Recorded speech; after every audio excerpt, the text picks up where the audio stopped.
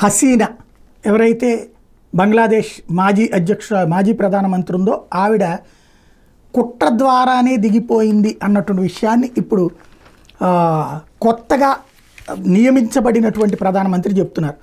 బంగ్లాదేశ్లో షేక్ హసీనా ప్రభుత్వ పతనానికి కారణమైన ఇటీవల ఆందోళన వెనకాల ఉన్న సూత్రధారుల్ని ఆ దేశ తాత్కాలిక ప్రభుత్వ సారథి మొహమ్మద్ యూనుస్ ప్రపంచానికి పరిచయం చేశారు. అవి పక్కా ప్రణాళికతో నిర్వహించిన ఆందోళనలని, అదో క్రమశిక్షణతో కూడిన తిరుగుబాటని యూనుస్ చెప్పుకొచ్చాడు. ఏ ఒక్కనో నాయకుడిగా గుర్తించడానికి లేదా అరెస్ట్ చేయడానికి అవకాశమే లేకుండా నిర్వహించడం వల్ల ఆ ఆందోళన మరింత శక్తివంతంగా మారాయని చెప్పుకొచ్చారు.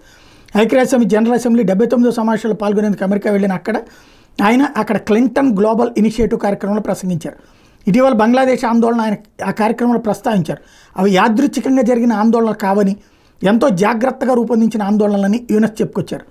ఢాకా ట్రిబ్యూన్ పత్రిక కథనం మేరకు తన ప్రత్యేక సహాయకుడు మహ్ఫూజ్ అలంని ఆ కార్యక్రమంలో యూనుస్ పరిచయం చేశారు. మేము సంయుక్తంగా తీసుకున్న బాధ్యత ఇది. ఆందోళనలో వాళ్ళు ఇతర యువకుల్లాగే కనిపిస్తారు, మీరు వాళ్ళని గుర్తించలేరు. అయితే వాళ్ళు కార్యాచరణకు దిగినప్పుడు మీరు కనుక చూశారంటే, వాళ్ళు మాట్లాడినప్పుడు మీరు విన్నారంటే షాక్కు గురవుతారు. వాళ్ళు తమ ప్రసంగాలు, అంకితభావం, నిబద్ధత ద్వారా దేశం మొత్తాన్ని కదిలించారు. ఈయననే ఆ మొత్తం ఆందోళన వెనకాల సూత్రధారిగా భావిస్తున్నారు. ఈయన మాత్రం తాను కాదని వేరే చాలామంది ఉన్నారని పదే పదే అంటున్నారు. ఆ విధంగా ఆయన అంతా పకడ్బందీగా నిర్వహించారు. అది అకస్మాత్తుగా వచ్చిన ఆందోళన కాదు, పక్కాగా చాలా జాగ్రత్తగా రూపొందించినటువంటి ఆందోళన. నాయకత్వ బాధ్యతల్లో ఉన్న వారికి కూడా నాయకుడు ఎవరు తెలియలేదు.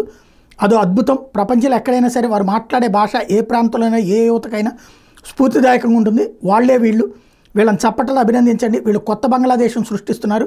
వీళ్ళ ప్రయత్నం విజయవంతం అవ్వాలని ఆకాంక్షిద్దాం అని యూనుస్ చెప్పుకొచ్చారు. ఉద్యోగాల రిజర్వేషన్లు వ్యతిరేకిస్తూ విద్యార్థులు చేపట్టిన ఆందోళన తీవ్ర రూపం దాల్చడంతో అప్పుడు దిగినటువంటి దాని వెనకాల పక్కాగా కుట్ర ఉంది.